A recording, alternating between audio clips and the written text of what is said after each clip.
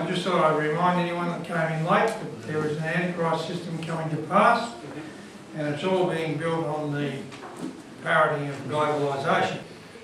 Okay, this is a verse that I like from Ezekiel. There is a conspiracy of her prophets in the midst thereof. Like a roaring lion ravening the prey, they have devoured souls. They have taken the treasure and precious things and have made many widows in the midst thereof. And have the New World Order people done that? The wars and conflicts throughout history that have been created and been staged deliberately and so on. They've made many widows. Here Ezekiel is talking about the leaders who appear faithful, he calls them prophets, and yet they lead their people to destruction. I can think of many in our world that do that sort of thing. Power tends to corrupt, and absolute power corrupts absolutely.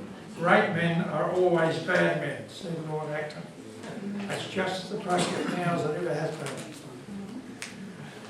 And what we're going to have a look at now is a system called the New World Order. Now, no doubt you've heard that phrase from time to time. Let's just refresh our memories. Here's just a few quotes. First of all, President Clinton.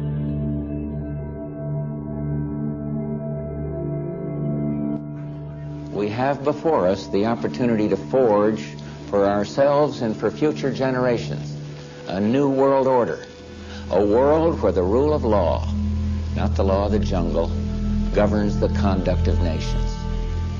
When we are successful, and we will be, we have a real chance at this new world order, an order in which a credible United Nations can use its peacekeeping role to fulfill the promise and vision of the UN's founders, of the UN's founders, of the UN's founders.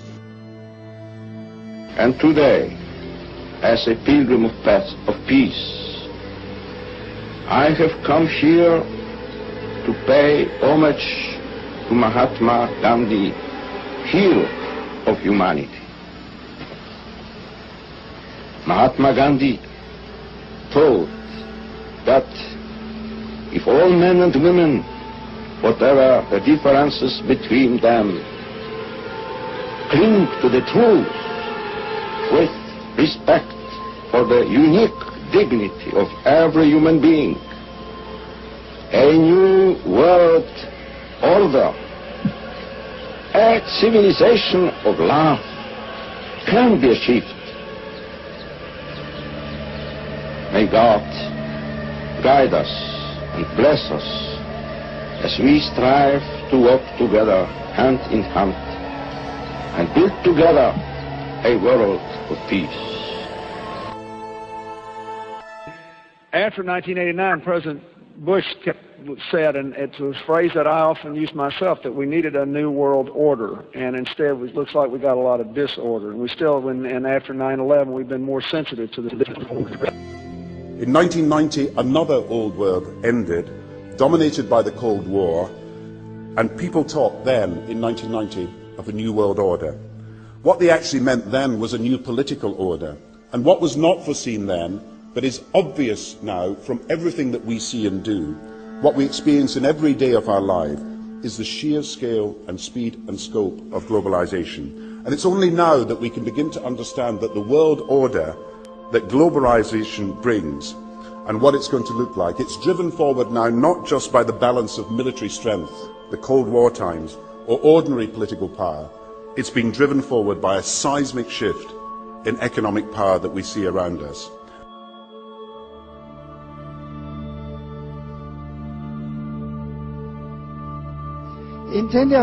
Pope Benedict XVI is calling for a new world financial order. In the third encyclical of his pontificate, Benedict denounced the profit-at-all-cost mentality of the globalized economy, and he lamented that greed brought about the worst economic downturn since the Great Depression. The document, entitled Charity and Truth, was released just hours before the G8 summit gets underway in Italy. We have seen the consequences of a globalization where the market has to find by itself the regulations and the rules. And we have seen the disaster that has been over the last year. The time has come for the world to move in a new direction. We must embrace a new era of engagement based on mutual interest and mutual respect, and our work must begin now. And the President outlined his vision of a new world order in which the US would participate fully, one rooted on 4 basic principles. Non-proliferation and disarmament, the promotion of peace and security, the preservation of our planet, and a global economy that advances opportunity for all people. Among the speakers that followed the US President, the leader of Libya, Muammar Gaddafi, speaking at the UN for the first time after 40 years in power. When he was president, said, what I'm proposing is a complete reorganisation of the world, a new world order. And George W. Bush, who was not the brightest tool in the box, he came out and said we must complete the new world order as presented by our past leaders. And I thought the quote by Queen Elizabeth was very interesting. She was commenting after the death of Princess Diana, and if anybody wants a copy of the video on what really was behind Princess Diana's death, I'm happy to send one to you.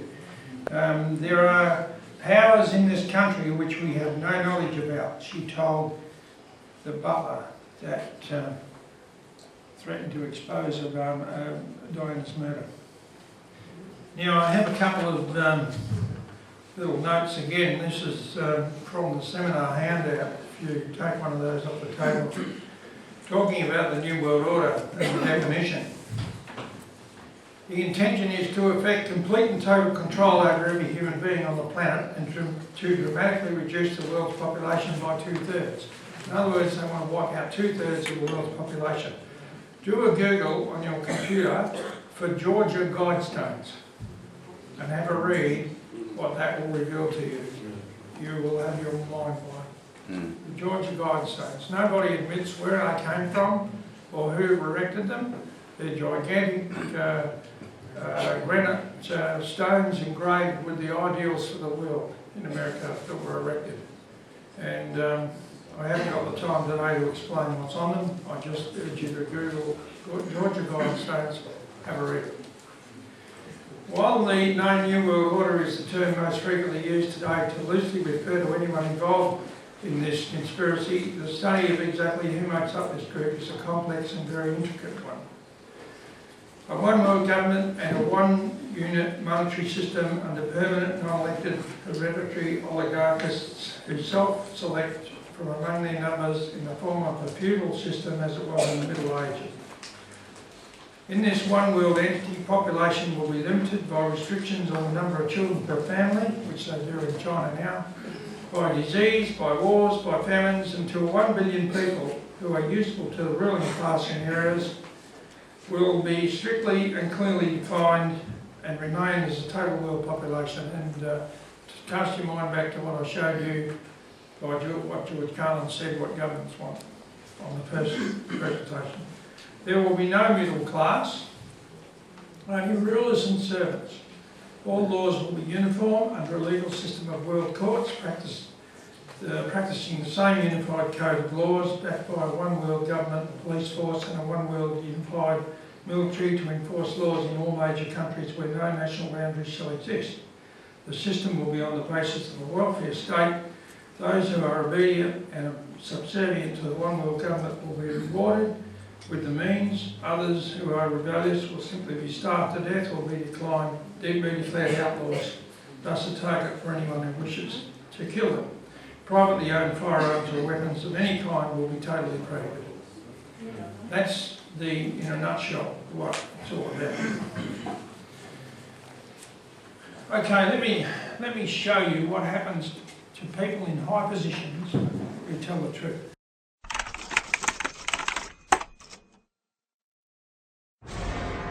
President John F. Kennedy. Ladies and gentlemen, the very word secrecy is repugnant in a free and open society, and we are, as a people, inherently and historically opposed to secret societies, to secret oaths, and to secret proceedings. We decided long ago that the dangers of excessive and unwarranted concealment of pertinent facts far outweighed the dangers which are cited to justify it.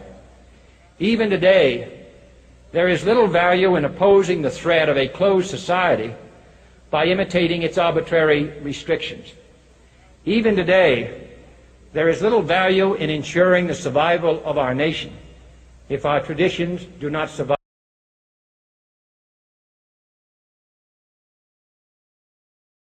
Increased security will be seized upon by those anxious to expand its meaning to the very limits of official censorship and concealment. That I do not intend to permit to the extent that it's in my control. And no official of my administration, whether his rank is high or low, civilian or military, should interpret my words here tonight as an excuse to censor the news, to stifle dissent, to cover up our mistakes, or to withhold from the press and the public the facts they deserve to know. For we are opposed around the world by a monolithic and ruthless conspiracy that relies primarily on covert means for expanding its sphere of influence, on infiltration instead of invasion, on subversion instead of elections, on intimidation instead of free choice, on guerrillas by night instead of armies by day. It is a system which has conscripted vast human and material resources into the building of a tightly knit machine that combines military, diplomatic, intelligence, economic, scientific, and political operations. Its preparations are concealed, not published. Its mistakes are buried, not headlined. Its dissenters are silenced, not praised. Its dissenters are silenced, not praised.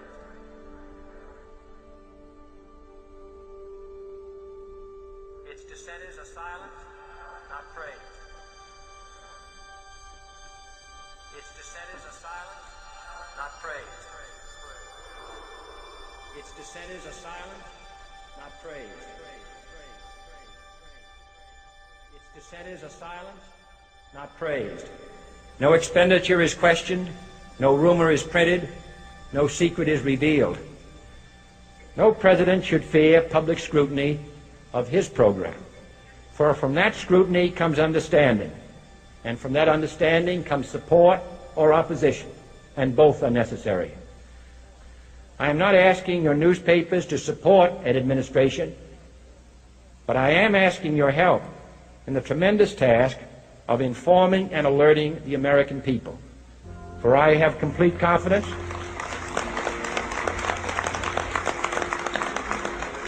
in the response and dedication of our citizens whenever they are fully informed.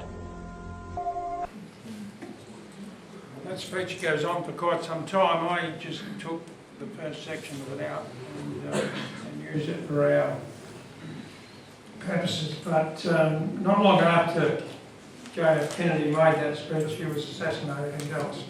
I can see why.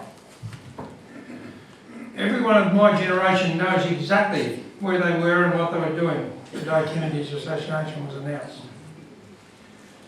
I think I was about 20 at the time, and I couldn't believe it. That was my introduction to the real world. I was just a naive person who thought everything was just a chain of circumstances and everybody was acting altruistic and how they all looked after us and how wonderful our politicians were. I quickly found out that I got very disillusioned when I got out of that mode, because that's far, far, far from the truth. But it's very difficult for people to get their minds around what actually happens. The ultimate shock tactic, the ultimate shock tactic that shook the world at the time, and even today virtually no one in the US believes that Kennedy was killed by a lone nut. People in America don't believe that, and I found that when I was over there. If you go to and do a public lecture in America and just say, hands up the people here who don't believe that Kennedy was killed by Oswald, you can count the numbers of hands that don't go up easier than the number of hands that do. They just don't buy that. It's interesting. Abraham Lincoln and John F. Kennedy are the only US presidents who've not been Freemasons, and both of them were assassinated. You can check that out. When Obama was running for president, I logged into a few sites and they had photos of Obama in his site uniform on various sites around America, on various Freemason sites.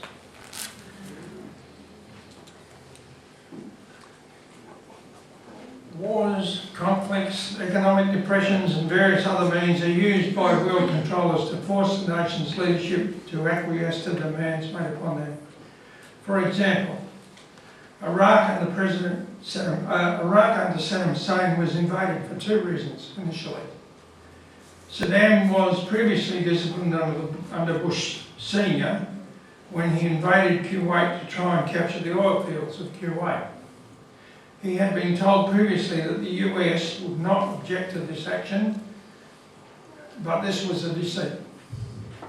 After he invaded Kuwait, his army was sacrificed on the desert sands, with tens of thousands slaughtered in what the US military called the Great Turkey Shoot.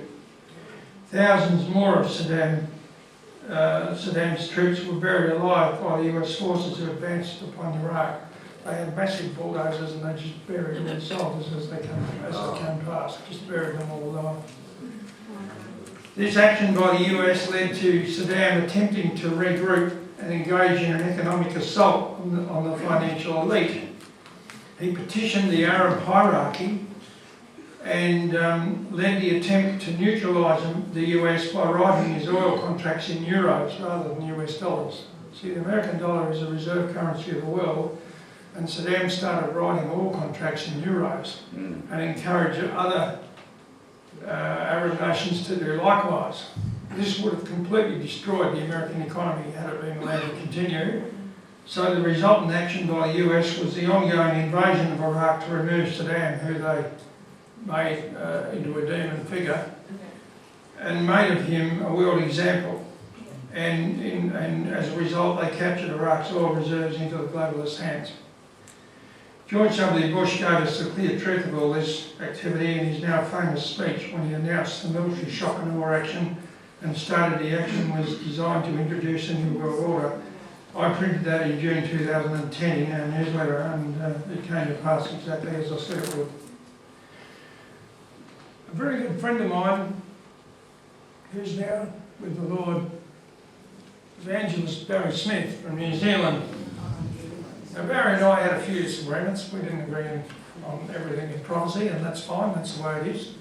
As I said before, the Bible isn't an all-encompassing textbook that dots every I and crosses every T and gives you every date and tells you every little thing in context of how it's all going to happen. And I was interested in that little message we had before because that verified what I'm saying. The reality of it is, I think, in my own mind, a lot of us are going to be quite surprised when everything that's predicted in Scripture unravels and ultimately is fulfilled, because I don't think it's all going to be fulfilled exactly as we often think it is. But having said that, tomorrow morning I'll speak about this. But Barry Smith commented that the collapse of the Twin Towers in 2001 heralded the beginning of the end of the US as a world financial power, and he was exactly right. The American dollar is, as a world reserve currency today, is definitely found wanting. Now on the American dollar, and I usually carry one with me, but I haven't got one with me today, there's an interesting symbol on the back, which is that. And that's the reverse of the American Great Seal. And the Latin words at the top, or the Latin words on that seal, Annuit Septus at the top, actually means according to his desire, or as he desires. And they're talking about their God, not our God. And underneath it says Novus Ordo Seclorum, which you can translate as a New World Order. Now that was designed in the 1700s, that seal. Facts about the US seals. The seal was actually brought by a messenger to the United States from Bavaria, which was the founding home of the original Illuminati, which means enlightened ones. And it was presented to President Thomas Jefferson in a velvet bag. And the seals were put in storage and weren't used until 1933, when they were placed on the back of the United States dollar by order of Franklin Delano Roosevelt, who was a 32nd degree Freemason. And he introduced what they called the New Deal, which was a synonym for the New World Order back in 1933. It was at that time that the spirit of world government was unleashed via the US currency. And that's the actual back of the US $1 at the bottom of the screen there. The other seals got a very interesting description too, but I haven't got the time to go into that at the moment. On the American dollar, where the figure 1 is, if you blow that up on a photocopier and blow it up and blow it up and blow it up bigger and bigger, you'll actually find inside at the top there is an owl, the figure of an owl, which is on at the bottom. I'll tell you what that means in a minute. The owl is a very, very interesting character. You also find the owl as a symbol of this group, the Bohemian Grove in America and California. And this is the insignia of the Bavarian Grove from the 1966 Midsummer Gathering. Now they have a gathering every year in late June, which is the American summer, and it's on a estate in a redwood plantation. There's a big estate there, and the leaders of the world, all the chief people in business and politics and so on, all gather at Bohemian Grove, where they have these most amazing gatherings together, and they have occult rituals and so on. And it's so bizarre, the average person can't get their mind around it. They actually practice a sacrifice to the god owl, and that's the owl altar they use. It's a huge 60-foot owl, and they have this bizarre occult ceremony where they do it in parody these days. They have or so it's said, they have like we used to burn a Guy Fawkes. Remember many years ago when I was a child, we used to have a Guy Fawkes night on the 5th of November and let off crackers and put this thing full of straw, this guy on top of the bonfire and burn him and all this sort of stuff. Well, they do a similar sort of thing. They have a figure that they put on this altar, and it's actually symbolic of the child sacrifice to Moloch. Now, if you read your Old Testament, you'll see where the ancient Israelites did exactly the same thing when they sacrificed children to Baal. It's exactly the same principle. It's an occult, demonic ceremony which they go through. There's footage of that available if you Google it, if you want to find it. Interestingly enough, in the streets in Washington, and I'm skipping over a lot of this detail because I want to get on to some other things. In the streets of Washington, at the Capitol building, the streets are actually got an owl in the street, laid out in the street, because Washington is an occult city, the same as Canberra is. And there are, all of the government buildings in America have a found stone on the northeast corner, where the founding stone faces the east when the sun comes up. And they have a Masonic cornerstone on the building with the corn and so on under the stone where it was dedicated by Masonic ceremony when it was first built. And the whole city was like that. some of the government buildings that were constructed. Now, talking about the owl, I want to show you a little clip. There's the two Bushes, George Sr. and George W., giving what they call a fireside chat at one of the Bohemian Grove gatherings, telling the people that were gathered there, the businessmen and so on, what was going to happen as far as political and economic things over the next coming year and so on. And that goes on even today. And the people that have attended that read like a who's who of world politics and business. I had, and I won't go into graphic detail because I don't want to get too carried away, but I had a very good friend who I met through my newsletters. John read my newsletters over a period of time and started to send me emails and contacted me. And I have a routine I go through now when I get contacted by people, find out where they are, where they're coming from, and so on, because for obvious reasons. Anyway, I spent a bit of time cultivating John, getting to know him online. And one of the interesting things that I first discovered was in his early years he was a Salvation Army officer, and that's a little bit of my background, which is why I'm still involved in brass bands, although I'm not actively involved in the Salvation Army anymore for my own personal reasons. But it was interesting because I was able to check John out a bit and get to know him a bit better. And Sandra and I actually, he lived in Brisbane at the time, and Sandra and I flew to Brisbane and we hired a waterfront apartment up on a place called Scarborough, just out of Brisbane. And we stayed there for 5 days with John, and I spent time talking to him. And he gave me documents from Bohemian Grove and documents from other places and things. And he said, the things that you have written about, here's the proof.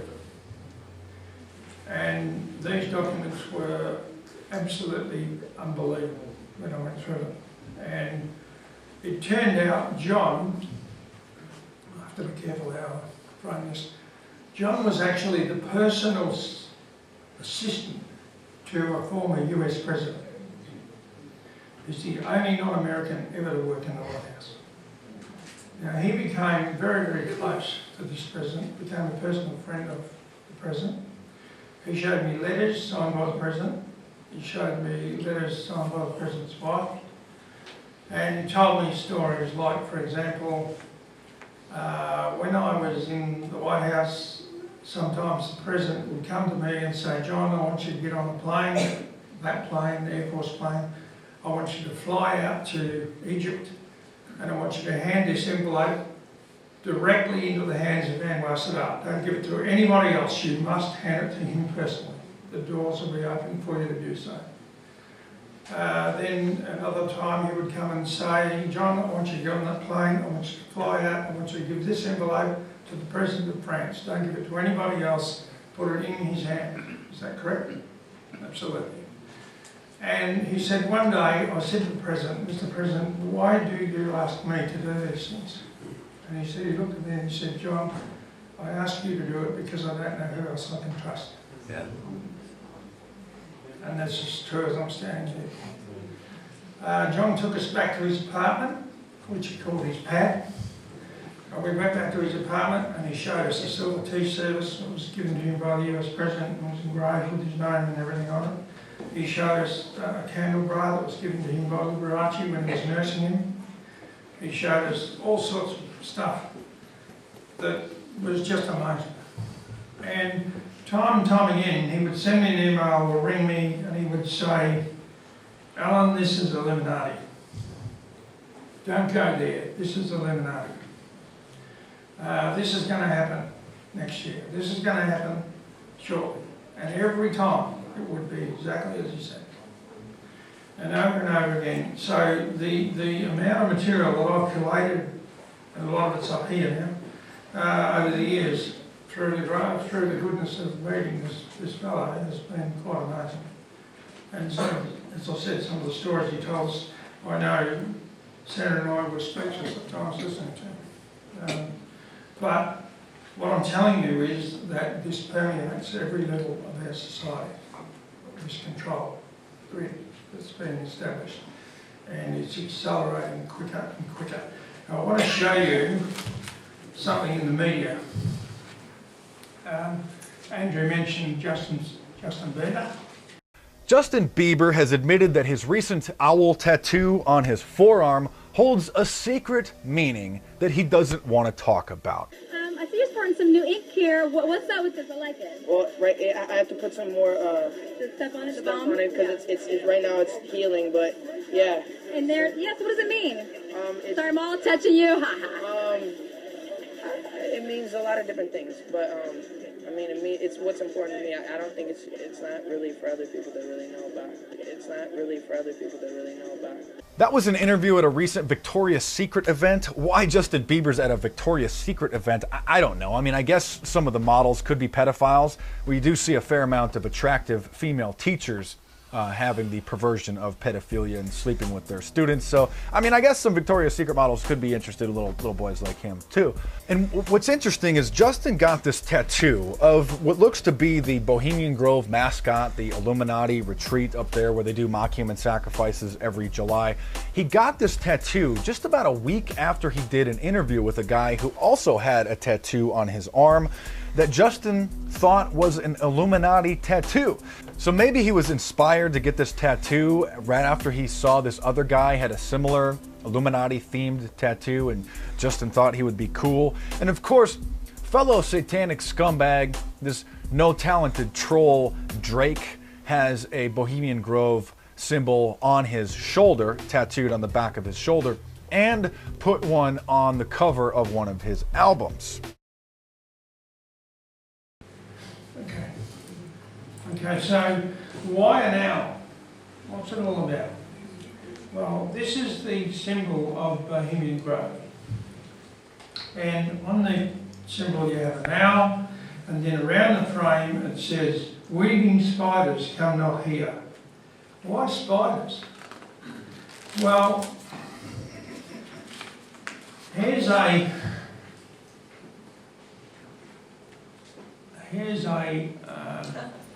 what would you call it? A sculpture of a black widow spider outside one of the big prominent buildings in Europe.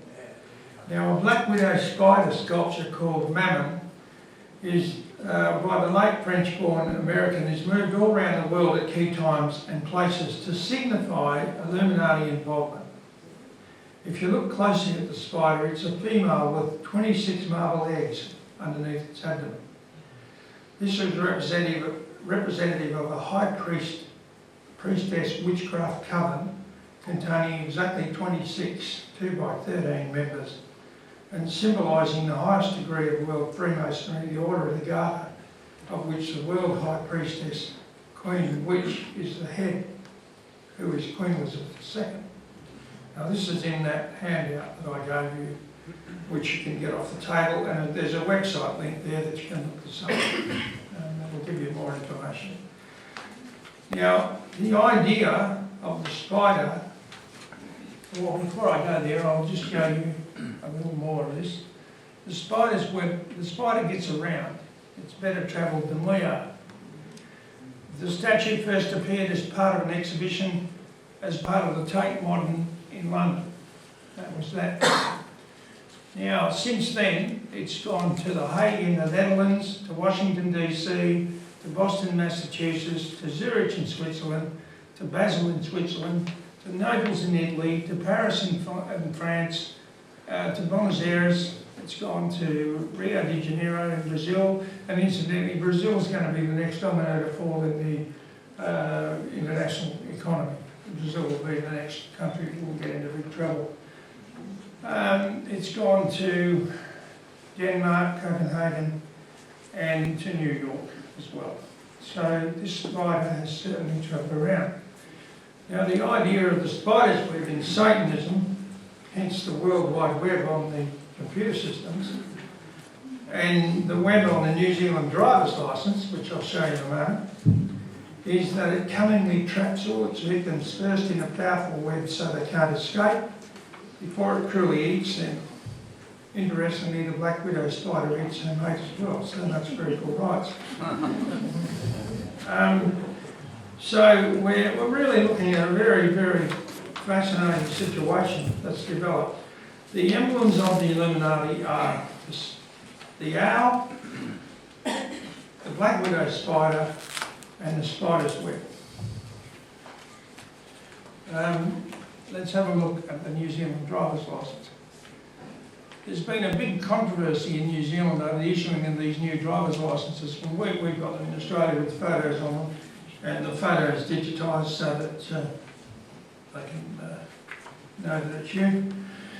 And on the back of the New Zealand driver's licence, you have a spider's web. They're telling you what's happening. Now, there's a woman in New Zealand, a very prominent woman, who's up with all this stuff, and she took the New Zealand government to court, to the High Court of New Zealand, to find out why, to protest about them putting the spider's web on New Zealand driver's licences.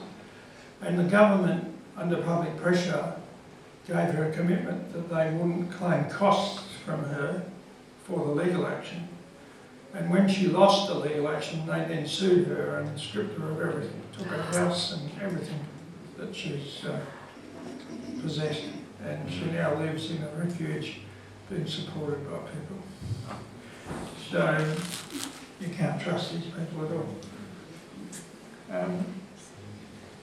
Now here we have a Masonic monument, the Statue of Liberty in New York, and everybody thinks this is because it celebrates America as being a free country and great liberty and all the rest of it. But that isn't the case at all. This statue was created by a Freemason organisation in France, and it was shipped to America and erected in New York Harbour. Now there's the dedication monument, or the dedication plaque that's on the statue at the base, on the pillar at the base, with the two Masonic emblems, and it tells you about it. Now, if I go back to the mid to late 80s, I had a very, very good friend in Sydney who arranged for me to have a guided tour of the Grand Lodge in Sydney.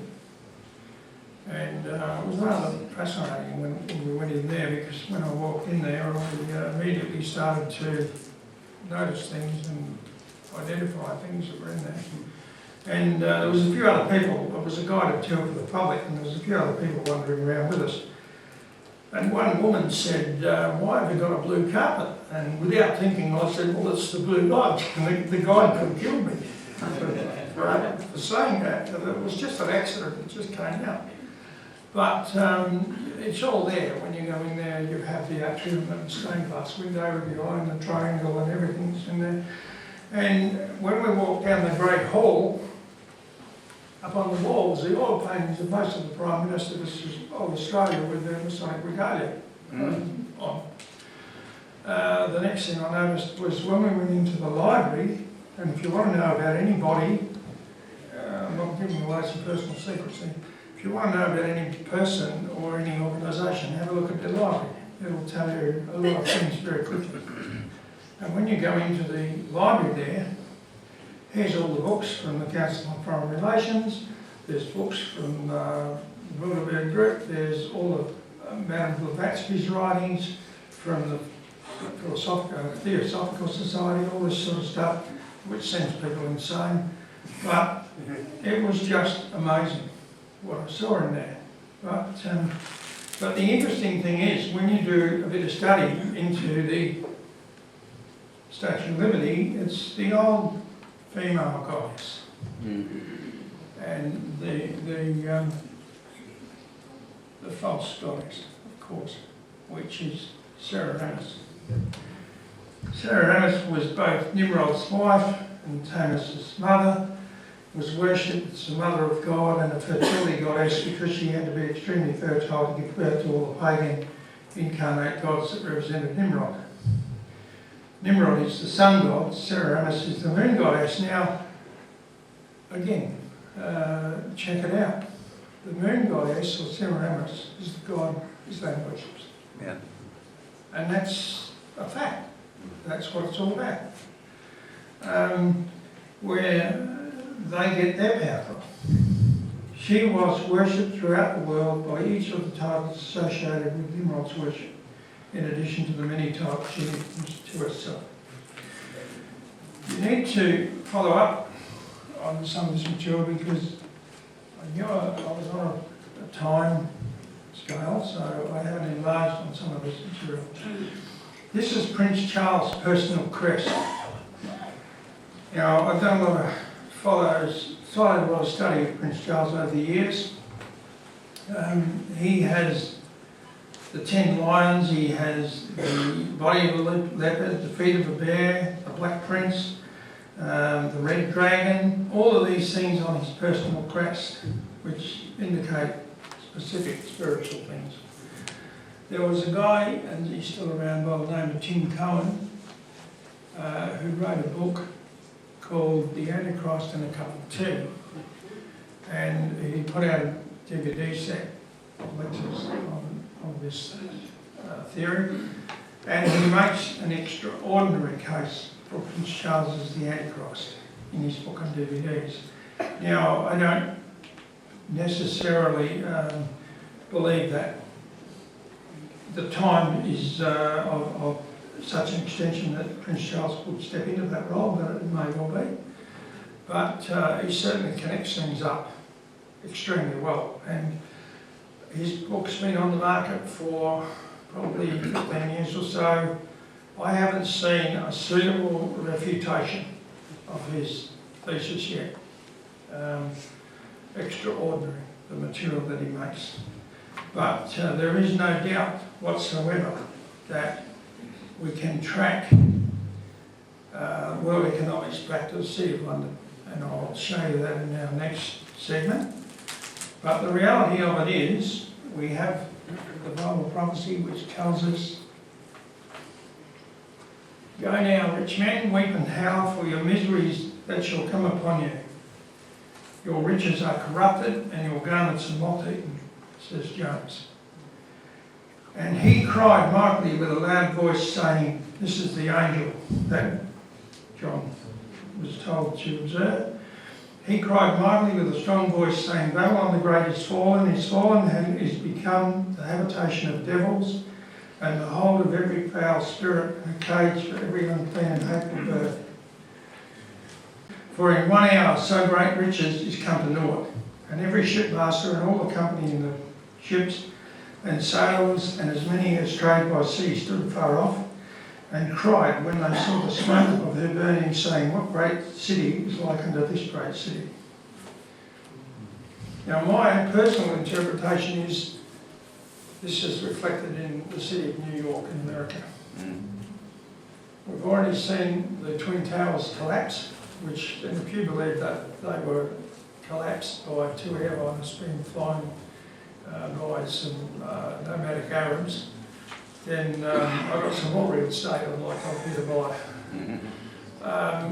It is incredible. And again, the latest surveys or surveys done that I've read, and even, again, just Google 9/11 on the internet, you'll find material you won't believe. The majority of Americans do not believe for 1 second that 9/11 wasn't a pre-planned action. So, you know, we're looking at amazing situations in our day. I was actually in America, and we did a 6-week tour of America in the mid-80s and lectured to groups over there. And I was talking to an American who now lives in Australia a few years ago, and I told him, we were just talking about things in general, I said about this group that I went and did these lectures for, and he looked at me and he said, "You're still alive." And I was quite amazed, because I didn't think they were that bad. But this is how the public react. You know, we're not told to think, we're told to do, and that's the way the world is these days. But I'll just look at James' thought for a second. But the reality of it is that the political world uses a system called the Hegelian dialectic. This is how things run. I'll just quickly explain that to you. I've got a little bit more time. The Hegelian dialectic is a method of control and a method of thought that was developed by a German philosopher called Hegel, Friedrich Hegel. And so it became known as the Hegelian dialectic. Now, you can see this in the daily newspaper day after day after day. You can see the way this operates. And how it operates is you create a problem. Okay, we've got problems in South Australia. We've got unemployment, and the latest statistics say unemployment will be above 10% later this year in South Australia. South Australia is now the rust state of the country. We've got unemployment, so we've got a problem. So you create this problem, then you create a reaction to the problem. And the reaction to the problem will be, we've now got a rust bucket state in South Australia, the government has to do something. Don't worry about the fact that if we changed our economic modus of operation, we could do something ourselves. No, the government's got to do it. It's got to create more jobs. It's got to do this, it's got to do that. So we follow the economic model, which is continual expansion, continual growth, continual expansion. Okay, let me illustrate it this way. If I get a balloon and I start putting air into it, and I go continual expansion, continual expansion, continual expansion, what happens when it reaches its limit? It goes bang and explodes, and that's exactly what's going to happen with economies. You cannot continue to provide goods and services and expand and expand and expand if you've got a massive situation where people can't afford to utilise what you're doing. So we just say, okay, well, we'll export everything. We'll sign a free trade agreement with China and we'll send everything over there. So all the other countries in the world are doing the same stuff. They're doing the same thing. For example, and I'm preempting a little bit now, but I'm just trying to explain to you how it works. So we have this situation where we have a problem, we have to provide a solution to the problem, and the solution to the problem is always what they had in mind in the first place. Yeah. And that results in more enslavement, more control, and tying people down more. And everything has happened that way perfectly over the years. Now in the next section I'll show you how this relates to what I'm talking about and where we're going with free trade agreements and stuff like that. So I think I'll cut it there because I don't want to introduce a new subject. But again, I'll hand over to our pastor to come and speak to you. Thank you so much.